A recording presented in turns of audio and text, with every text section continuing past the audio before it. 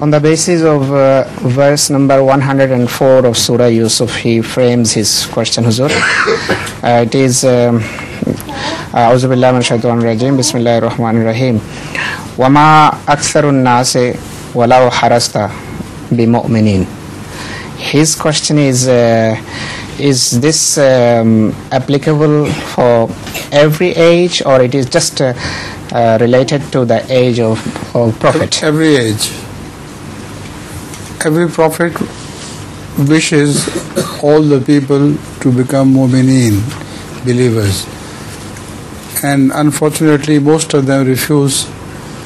So, this is particularly addressed to Hazrat Sallallahu Alaihi Wasallam, who wanted the whole world to become Muslim. So, harasta is particularly the state of Hazrat Sallallahu Alaihi Wasallam's heart. We said, you wish, of course, but we will not turn everybody into Muslim. Allah judges best what sort of person he is.